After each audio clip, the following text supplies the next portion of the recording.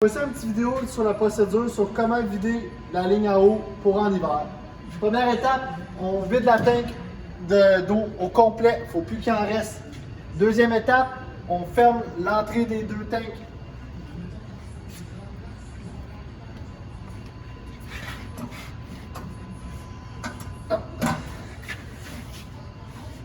Par la suite, on vient ouvrir la petite valve pour vider l'eau de la pompe.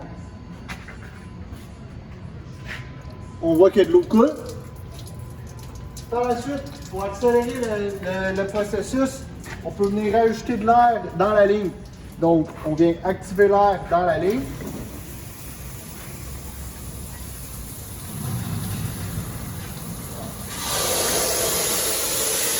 On constate que les efforts.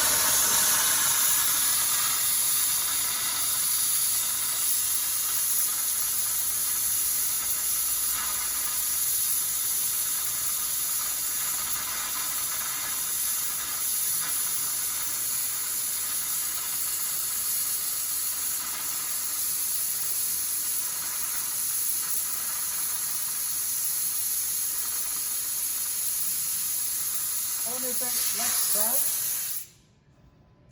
On n'a pas besoin que l'eau soit complètement, qu'on voit plus d'eau. On va venir le refaire à la fin pour s'assurer qu'il y ait vraiment plus d'eau dans la pompe. Par la suite, on vient faire un peu le même processus, mais avec le gun à l'eau.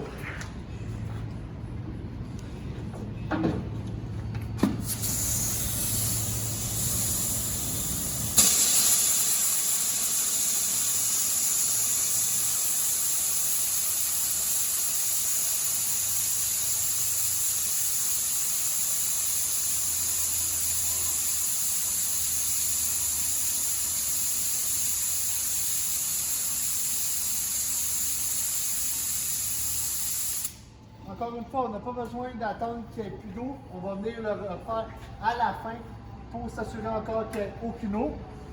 Sur toutes les bailings, pour venir faire couler l'eau en arrière, automatiquement, il y a une petite valve qu'on vient activer. On vient activer cette valve-là et ça permet de tout vider l'eau qu'il y a dans le derrière de la ligne. Encore une fois, on attend qu'il n'y ait plus d'eau qui coule. On vient refermer cette valve-là, c'est bien important. Une autre petite valve à venir ouvrir, c'est celle-ci. Elle permet de venir enlever l'eau de la tête de cette valve-là.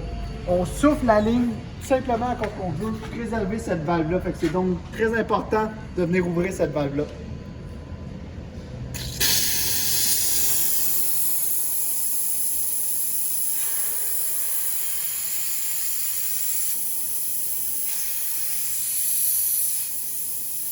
Il n'y a plus d'eau, on la referme. Et le dernier équipement à protéger contre la glace et le compteur d'eau. Donc, même principe, il y a une petite valve qu'on vient actionner pour venir vider l'eau du compteur.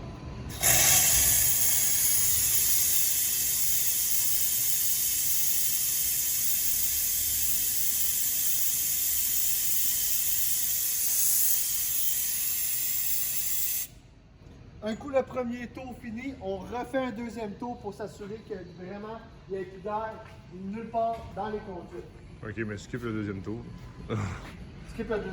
Suite au deuxième tour, on vient s'assurer et voilà. On n'oublie pas de fermer l'air pour pas qu'il y ait trop de pression. On essaie de pas garder cette poignée-là ouverte trop longtemps inutilement. De la pression d'air inutile pourrait se bâtir, créer de l'usure. Et voilà,